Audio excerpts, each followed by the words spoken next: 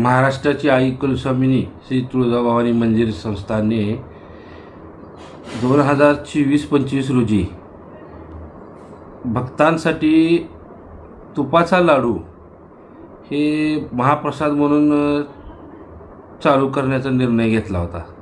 याची निविदाही काढण्यात आली व निविदा आपले पुणे येथील प्रसिद्ध लाडू किंवा मिठाईवाला चितळे बंधू यांना देण्यात आले आणि याच्यात मोठ्या प्रकारचा मंदिर प्रशासनाला आर्थिक नुकसान झालेलं आहे। या टेंडर प्रक्रियेमध्ये मुळात भक्तांच्या आणि देवीच्या पैशावर डल्ला मारण्याचाच ही निविदा दिसते। कारण की मंदिर प्रशासन चितळे बंधूकडून 28 रुपये 50 पैसे एवढ्या दरात लाडू खरेदी करतो आणि भक्तांना 30 रुपयात विक्री करतो। म्हणजे मंदिराला त्याच्यात फक्त प्रॉफिट किती मिळाले की 1.5 रुपया आणि ते 1.5 रुपया उत्पन्नात मंदिर प्रशासनालाच त्या लाडू विक्रीच्या कर्मचारी पुरवायचे आहेत। म्हणजे ह्या निविदामुळे मंदिर प्रशासनावर आर्थिक बोजा पडत आहे।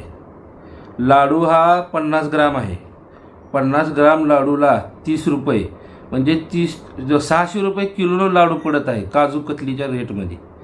मुळात ह्याच्यात जे करारपत्र तयार करणारे आहेत अरविंद शंकर बोळंगे हे प्रभारी व्यवस्थापक होते। त्यांनी हा करारपत्र तयार केला। ह्याच्यात मला संशय आहे की आर्थिक व्यवहार झालेला असणार आहे। याची चौकशी करण्यात यावी आणि मंदिर प्रशासनाने 10 महिन्याची माहिती माझ्याकडे उपलब्ध आहे।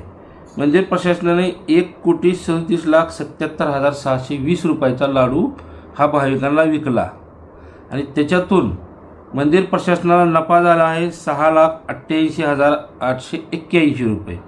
ही मंदिर प्रशासनाला नफा झाला। जवळपास 1,37,00,000 लाडू विकल्यानंतरनं 6,88,000 रुपये मंदिर प्रशासनाला उत्पन्न मिळाले 10 महिन्याचं।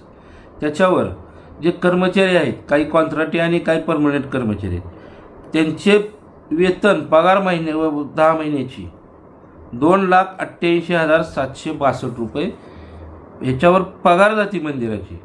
उलट ह्याच्यातून जर जेवढा नफा झाला आहे ह्या पगारीमधून वजा केला तर 21,98,739 रुपये मंदिराला 10 महिन्यात नुकसान झालेलं आहे। हे फक्त 10 महिन्याची माहिती आहे, ह्याच्यापेक्षाही जास्त झालेला असणार आहे।